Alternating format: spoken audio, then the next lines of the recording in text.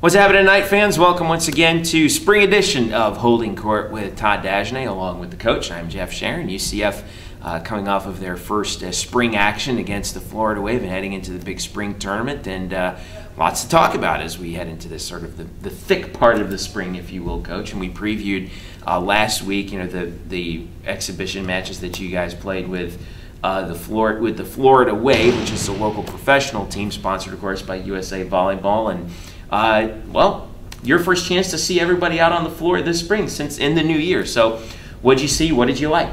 Well, the first thing, we came into the spring with a lot of questions. I mean, we bring everybody back in terms of hitters and defense and ball control, but we have a really new important piece in the puzzle right now with Marie Richarova stepping in for Rachel Luxon. And so the very first thing that we had, the question mark, was what was our offense going to look like? And we still got some work to do. There's a lot of great positive things.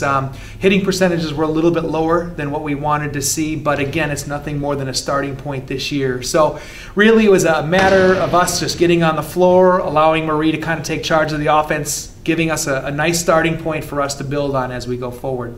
Now that was, we were talking about a little bit earlier, some pretty good competition that you guys were playing in this match. Talk about the Wave and what you saw from them and what sort of a challenge they presented to you and the team.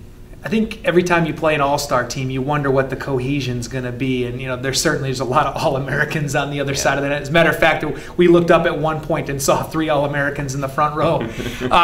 But they've been practicing, and they've been training, and they're a pretty cohesive unit, not to mention a bunch of great volleyball players who are very experienced now. And so, yeah, I mean, we started off the match, and we were down 5-0 just like that. And, fortunately, we were actually able to come back and win that set. So it showed, what it showed for us is that we're still a really nice unit as a team and that we will continue to fight. And we actually worked our way through it. Our starting lineup, as what people would recognize from last year, actually won both sets that they played. Really from there, we mixed and matched the lineups and really allowed everybody to play in some different positions. And we won some, we lost some. Again, really the winning and the losing didn't matter. We wanted to see some numbers. We wanted to get some data so we knew exactly what to work on. But, I mean, really all in all, I thought, Marie did a nice job of setting the offense. Everything that we didn't like that we saw on film is easily correctable in a couple of weeks' time, and we'll have an opportunity to get to work on that soon. What was the one thing I think that you took away from that maybe surprised you the most that you weren't expecting in the debrief after those matches? Our ball control was really good. We passed almost a 2.35 against a pretty good serving team. And anytime you pass a 2.3, you've got a chance to win matches. And so it really was a bit concerning was that our hitting percentage was low, considering our passing percentage was real high. And usually the passing percentage allows you to hit higher. But again, that's something that we're going to fix. We're going to get better real fast. But no, I was really happy with our blocking. We made a big change in our blocking this spring. We spent a ton of time from January working on our blocking. Our blocking was outstanding, outstanding. And our ball control was very good. And we just got to get the offensive rhythm back up there and get all the hitters back on all 4 cylinders, and I think we can be pretty good here by the end of the spring. All right, now you have another test coming up with the big tournament that we're having here at the venue. So tell us a little bit more about, first of all, the great cause that you guys are championing in this tournament. Sure. On Saturday now, we've got our UCF Volleyball Spring Fling, and every year we benefit a charity. This year we're benefiting the Florida chapter of Hands and Voices, which is a local support group for parents of deaf and hard of hearing children, which, as you know, my wife Katie and I, our daughter Jocelyn is deaf. And so it gave us a great awareness of what a lot of parents go through in terms of just needing answers. What do we do now that we found out that our child is deaf or hard of hearing?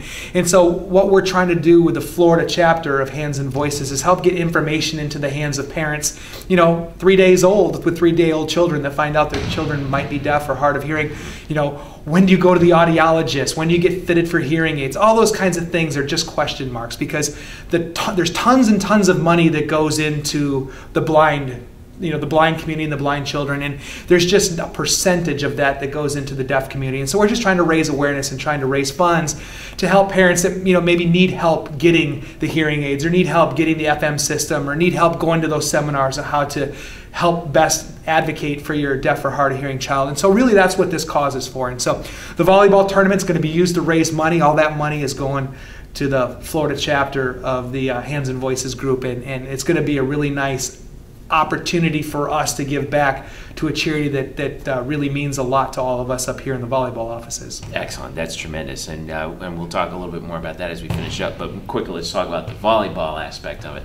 8 Division I teams coming in, 4 Division II teams coming in from around the Southeast and within the state of Florida.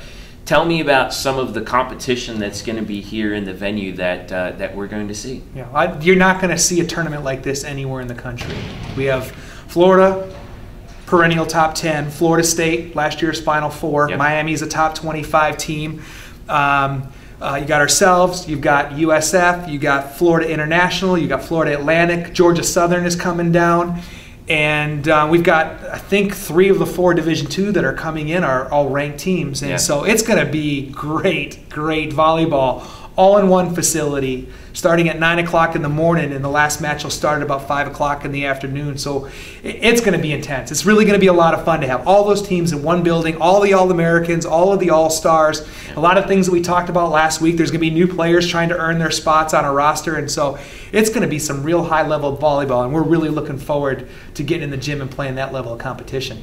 With that level of competition comes, I mean, they're working on the same things, obviously, that you guys are. So what's the challenge in terms of picking up what you see in the spring and then trying to translate forward into the fall? Right. Again, it's going to be a great weekend for us to get data. Yeah. Get numbers, get passing percentages, get rotation numbers, especially against some of these really big blocks and fast defensive teams. It's going to give us a pretty accurate idea of where we are heading into two-a-days for next fall. All the things that we know, either the team's going to decide that they're going to work on over the summer, or we're going to work on the second we begin two-a-days. And so it's one of those weekends that we're going to find out a lot about ourselves. We may like what we see, we may not like what we see, but either way, we're going to have a pretty good roadmap of the things that we need to do if we want to go on and compete for a championship this fall. From a coaching perspective, I'm interested to know this. I mean, as we came in before we went on camera, I was down and I met you down in the film room when you were talking with Marie Reederova about